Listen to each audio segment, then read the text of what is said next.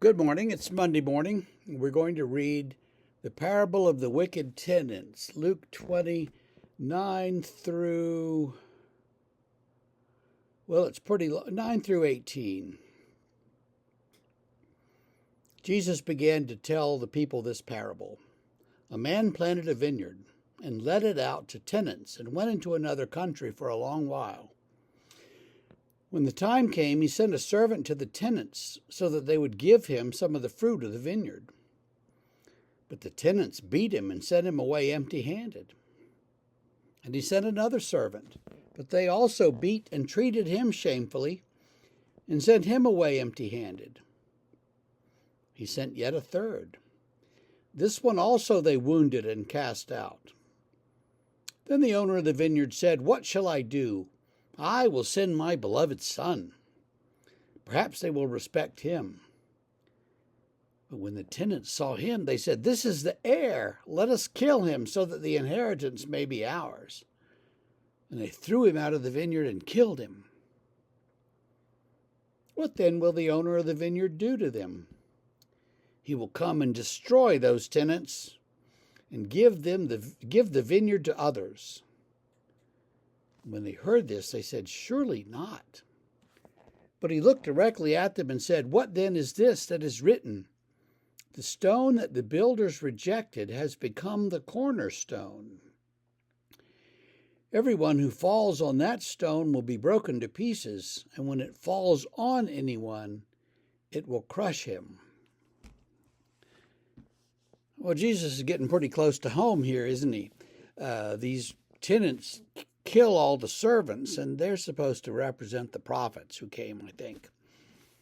8:36 a.m. They drive them away. They don't kill them. Sorry, but they beat them up and throw them out. They're gone.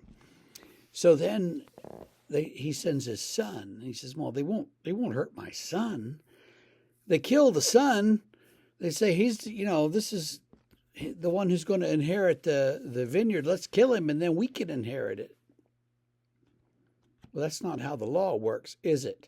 So the owner sends troops in and wipes them out. And the people are shocked. Why would the owner do that? And Jesus says, let's look at the scripture. The stone that the builders rejected has become the cornerstone. And this is considered one of the prophecies about Jesus, that the one that's rejected turns into the most important one. So he's predicting his own death here in a kind of a hidden sort of way. Predicts his death, predicts what's going to happen, and also says to the people, don't mess with God. He might just send angels in to wipe you out. And I'm not sure that's how God operates, but, it's always a possibility.